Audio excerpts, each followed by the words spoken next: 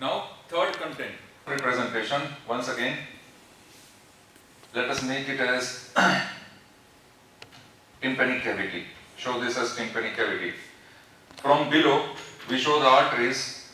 For example, this artery, which will be inferior tympanic artery.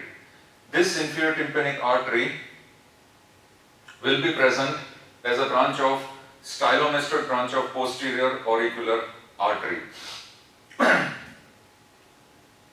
That will be, now here, this stylomastoid branch of posterior auricular artery will enter from the stylomastoid foramen, and then it will enter through the posterior canaliculi. So for that, we will show that from the posterior canaliculi, this artery which is entering, we will give this name as the posterior auricular stylomastoid branch. Stylomastoid branch of posterior auricular artery, which will enter through, here we have to show this as posterior canaliculi.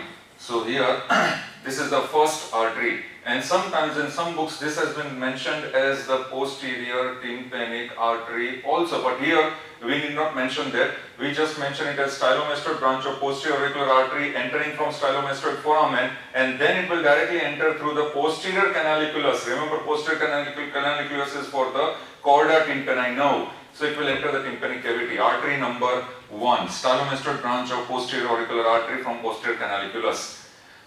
This, as I had told you, inferior tympanic. This inferior tympanic branch, which will be a branch of the artery coming from carotico-tympanic branches present from internal carotid artery. So therefore, this artery will be known as the tympanic branches of internal carotid artery. So let us name this as artery number 2.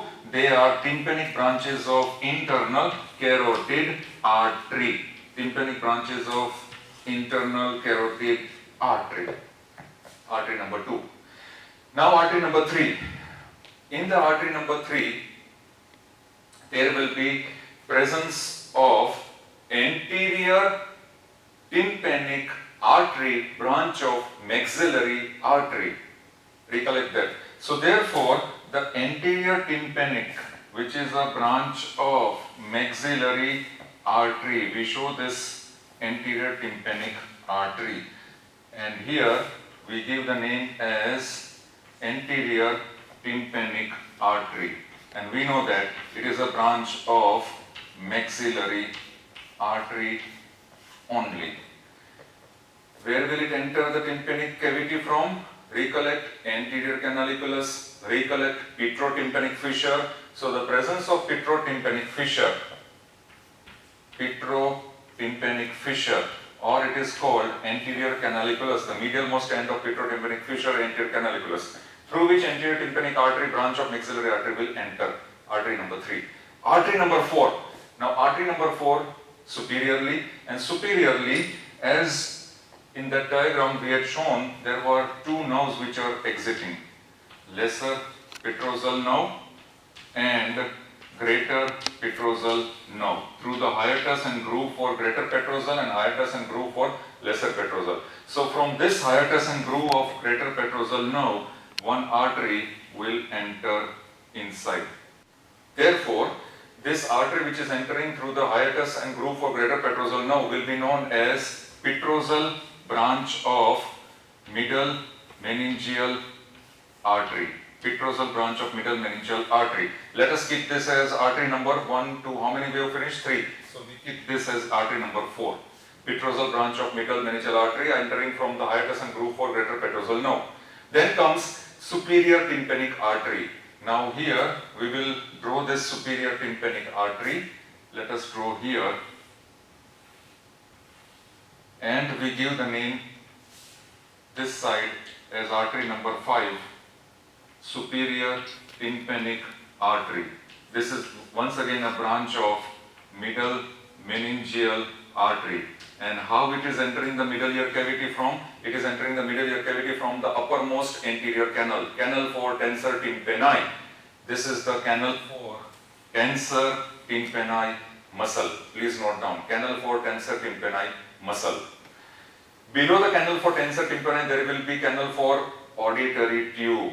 There will be a canal for auditory tube. So therefore, through the canal for auditory tube, there will be arteries which will enter inside.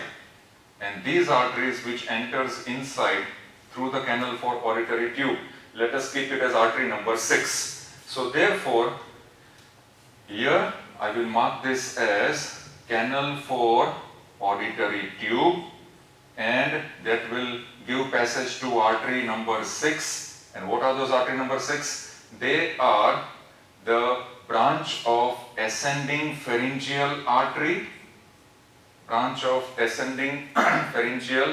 artery, and the second branch which is coming from the pterygoid canal. So it is called artery of pterygoid canal.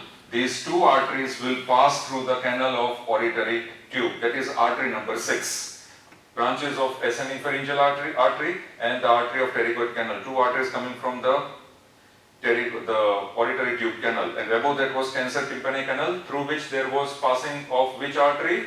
Through that there was passing of the superior tympanic artery, branch of middle meningeal artery. So altogether, these are the 6 arteries which will enter the tympanic cavity. Now we come to the last content, nerves. These nerves, very interesting and very important.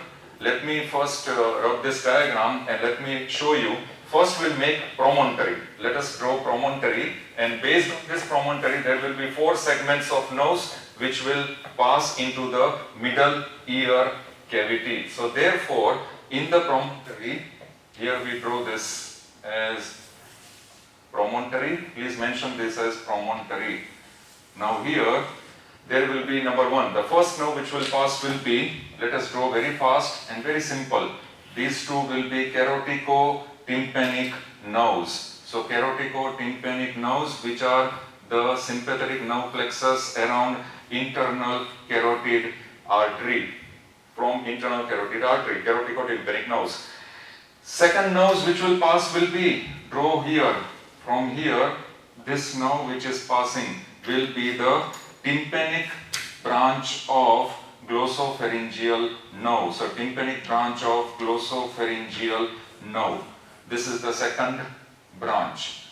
And this tympanic branch of glossopharyngeal nerve, now please note down, it will carry parasympathetic fibers, it will mix with the sympathetic fibers, and together it will form a plexus on promontory. This is the nerve plexus, and therefore this nerve plexus will be known as tympanic plexus. Please note down. What will this tympanic plexus do? It will supply sensory fibers to the middle ear cavity, to the mastoid antrum and auditory tube. Now, from this tympanic plexus, there will be passing of preganglionic parasympathetic secretomotor fibers to parotid gland. And how will they pass? They will pass in the form of a nerve, and that nerve will exit through the hiatus and groove. And the name of this nerve will be lesser petrosal nerve. So lesser petrosal nerve is nothing but a branch of tympanic plexus only, which is carrying preganglionic parasympathetic fibers to the parotid gland. So here we finish our number 2. Now number 3. Now number 3, as we know that there is the crossing of this nerve. If I just cross this nerve like this, you can now name from posterior canaliculus to anterior canaliculus the name of this nerve. Very important. Now number 3, and it is known as chorda tympani nerve, which is the branch of facial nerve. What will it carry? It should be very fast. Chorda tympani nerve carries number 1, taste fibers from anterior 2/3 of tongue except velet papilla, and number 2, it will carry preganglionic parasympathetic fibers to submandibular and sublingual salivary gland. This question is asked in MCQs or in 1-mark question answer. Last nerve. Now number 4. For now number 4, we will draw here. Let us draw here facial nerve. This entire structure is facial nerve. So I will mention this as nerve number 4 and facial nerve. We know that this facial nerve is present in the facial canal. Three branches, very fast. The first branch will be, it is known as greater petrosal nerve. First branch of facial nerve, recollect that. Second branch of facial nerve, from here, if you show it, this will be named as the second branch, nerve to stapedius muscle. And then comes the third branch, and the third branch was known as, let us name this as, which I had already given the name, this one. So this was the third branch here, and it is known as chorda tympani nerve. That chorda tympani nerve we have considered as the third nerve, but basically it is a branch of the facial nerve. Now in sequence from superior to inferior, the branches will always be greater petrosal superiorly, then in the middle nerve to stapedius, and in the lower margin chorda tympani nerve. This chorda tympani nerve is a branch of facial nerve which will pass from the posterior canaliculus and then it will exit outside through anterior canaliculus. Remember, posterior and anterior canaliculus are contents of lateral wall of middle ear cavity. So with this we finish the entire contents with the nerves.